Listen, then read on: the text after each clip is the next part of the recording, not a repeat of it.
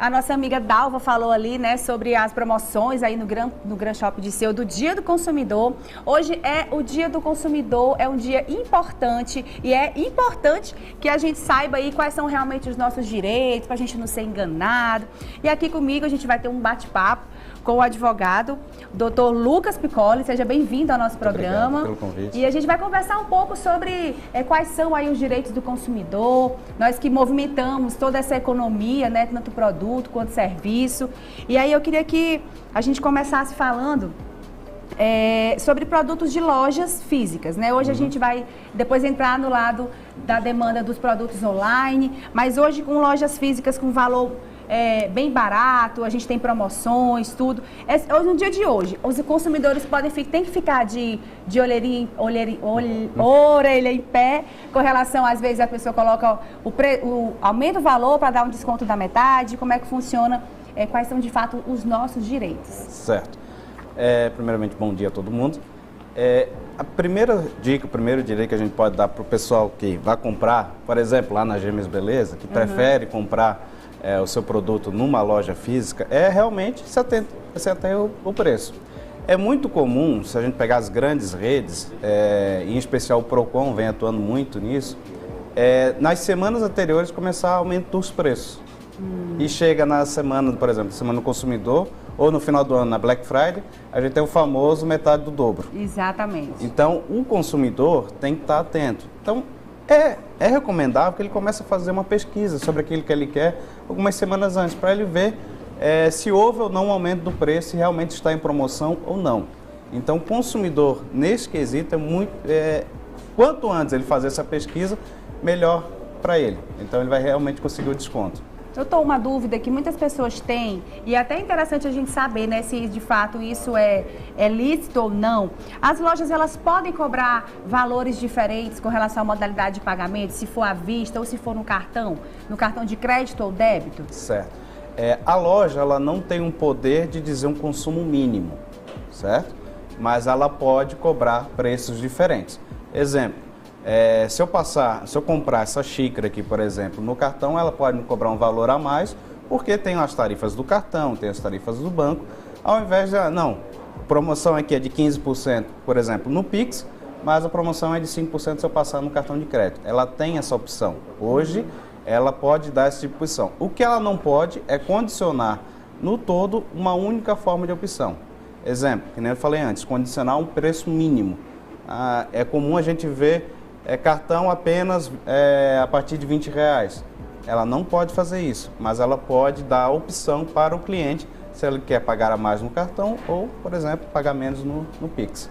Então já fica essa dica aí, inclusive para a gente não ser enganado quando for lá para fazer a compra. E quando a gente compra um produto, você falou da xícara, né? Usando aqui a xícara, por exemplo.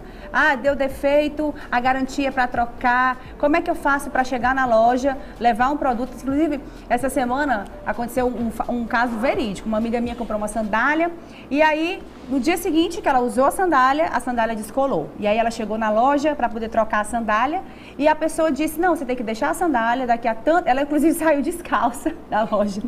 Porque ela achava assim, não, eu comprei a sandália ontem, tá aqui minha nota, ela vai ver que a sandália descolou, que não foi mau uso. Mas como é que funciona essa questão de você comprar um produto e ter esse prazo de troca, da garantia da troca de um produto novo? Como é que funciona? Comumente passado para a população que se deu algum defeito, a pessoa pode ir lá trocar. Não é bem assim. Primeiro a gente tem que se ater ao prazo. Para produtos como, por exemplo, a xícara, é um prazo que você tem de garantia dado pela legislação brasileira, é de 90 dias, que são para os produtos não perecíveis. Se a gente está tratando de um produto, por exemplo, perecível, só para usar como exemplo, por exemplo, a maçã, aí o prazo seria outro, que seria de 30 dias, tá? Lucas, cheguei na loja com a sandália, saiu o solar, ali do sapato, enfim. O que eu posso fazer? Você pode ir até a loja, dentro desse prazo de 90 dias, e a loja ela tem 3 opções, que é ela que irá escolher. Ou a troca do produto, que é o mais comum, ou o conserto, que provavelmente vai acontecer com ela, ou a devolução do dinheiro. A loja tem a faculdade de escolher entre essas 3 opções. Então, é divulgado, comumente divulgado, que você pode ir lá e trocar. Não é bem assim. A loja que faz a melhor opção para ela. E a loja ela pode oferecer, por exemplo, produtos com só uma opção de pagamento? Por exemplo, às vezes ela faz uma promoção e aí lá ela vai fazer a promoção só à vista. Ela tem a pessoa quer comprar, mas é no cartão. Não, no cartão, vamos dizer, é R$100 e a promoção para quem for pagar no Pix ou espécie é R$50. Eles podem fazer isso? Pode, mas tem que ser divulgado. Para o cliente não chegar lá enganado, Exato. né? Que eu vi uma propaganda no Instagram que a xícara tá de R$100 por R$50. Aí quando chega lá, tá naquelas letrinhas miúdas, né? O que o CDC diz que tem que estar algo legível e visível. Só que a gente vê que isso na prática não acontece muito. Normalmente aquela letra pequena, ou tem por exemplo, tá lá 50% bem grande e embaixo lá bem pequeno até. Então, isso também não pode, tem que estar legível e visível para o consumidor. E sempre a empresa tem um dever de informar, que nem você disse, a diferença entre cartão e no Pix. Se ela não informar, se ela não tem nada na loja que informe que há essa diferença, o consumidor pode optar pelo melhor preço. Sim. Exemplo clássico. Promoção está lá na gôndola, um produto, a xícara lá no mercado, no supermercado. Está num preço, só que na hora que vai passar no caixa é outro. Eu já ia falar sobre isso, né? Que a gente chega lá e às vezes está um pouco confuso na gôndola, um preço perto do outro. Aí a gente, opa, tá aqui uma xícara por apenas R$4. E aí quando chega na hora de passar, a mulher passa E às vezes a gente não se atenta, né? Inclusive Exato. Porque está sendo passado ali no leitor do código de barras dos produtos. E aí o preço está bem mais caro. Aí o consumidor opta pelo melhor preço. Desde que também não conte uma vantagem excessiva para o consumidor. Exemplo, uma câmera de R$1.000 e houve um erro e está lá na gôndola por R$1. Peraí, aí também não é para... Aí é exorbitante, né? A diferença é gigantesca. E a gente sabe que aí a pessoa agir de má fé, né? De querer exigir que a empresa venda um produto, acho que né, por R$1, que é totalmente uma disparidade imensa. Exato. Doutor, a gente está falando hoje do consumidor, que o consumidor tem aí, né, que está atento aos direitos quando for comprar em qualquer ambiente, tanto físico quanto digital, trazendo um pouco agora para o ambiente do online, né?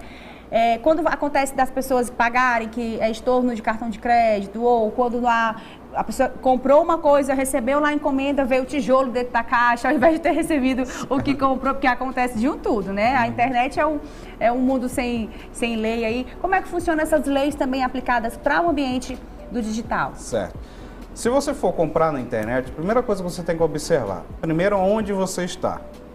Se você estiver num domínio de uma loja que tem uma tradição, tem ou tem uma segurança, tudo bem, eu recomendo você ir para esse tipo de loja.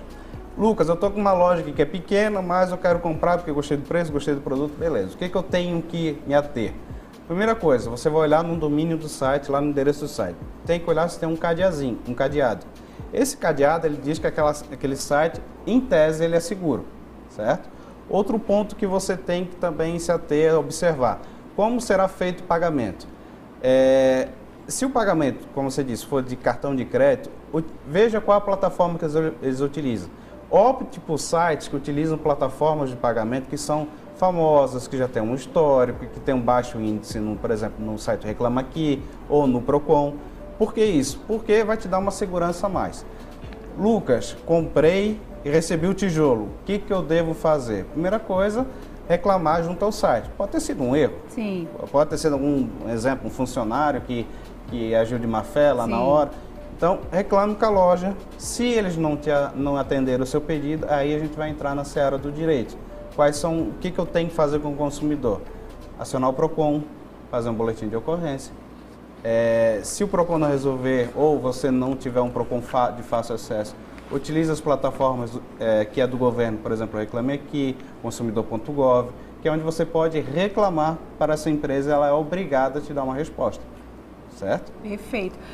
Um pouquinho, eu acho que já sobre o consumidor, uma coisa que eu tenho, inclusive, esses dias agora está sendo muito recorrente. Às vezes a gente vai fazer um cadastro numa loja, dá lá os nossos dados, o WhatsApp, o endereço, e de repente fica assim, um bombardeio das empresas que você nunca nem foi, assim, te oferecendo serviços, eles ligam em horários que são inoportunos. Essa questão do nosso direito de consumidor, tá? Inclusive aí eu acho que ligado mais àquela lei de proteção, LGPD, né? sim. Exato. Mas eu acho que trazendo para o dia do consumidor consumidor, é importante também a gente falar que nós também temos esse respaldo dessa lei para não ser importunado, porque é um saco, né? Aquelas ligações que enchem o saco da pessoa, que você pensa que, inclusive eles ligam de números, muitas vezes parecendo locais, né? Do próprio DDD, e você vai atender, a pessoa te oferecendo um serviço. Como é que o consumidor também pode ter acesso a querer ter, até a privacidade dele com os dados dele ali respeitados? A primeira coisa que o consumidor tem que entender é que nada deve ser feito sem a concordância dele. Se eu preencher um formulário, no formulário tem que ter um aviso dizendo, você vai receber SMS, você vai receber ligação, você vai receber e-mail, e você tem que optar se quer ou não. Lucas, nem sempre é assim. Eu recebo ligações diárias de telefonia de celular, de internet, por aí vai. Como é que eu devo proceder nesse tipo de situação? Existe um site que ele se chama Não Me Perturbe, ou Não Perturbe, agora é um desses dois. Nele você vai fazer o seu cadastro do seu telefone e você não deve receber nenhum tipo de mensagem dessas empresas que você não fez o cadastro. Lucas, continua recebendo, aí você pode acionar tanto o PROCON ou já ir direto partir para a justiça com um advogado. Aí a depender, por exemplo, recebo ligação de propaganda às 10 horas da noite, ligação aqui no meu telefone. Aí já é um abuso da empresa. Sim. Então, nesse momento, eu já posso partir direto para o judiciário e buscar uma indenização e também para que cesse essas ligações.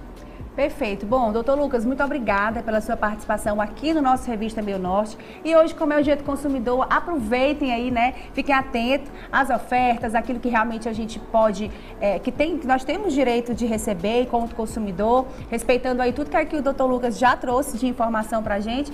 Muito obrigada, seja sempre bem-vindo aqui ao Revista Meio Norte. Obrigado, tá bom? pelo convite. Bom dia. Bom, então vamos seguindo aqui com a nossa revista. Vamos falar agora do Instituto Vida, que é o VOP, né?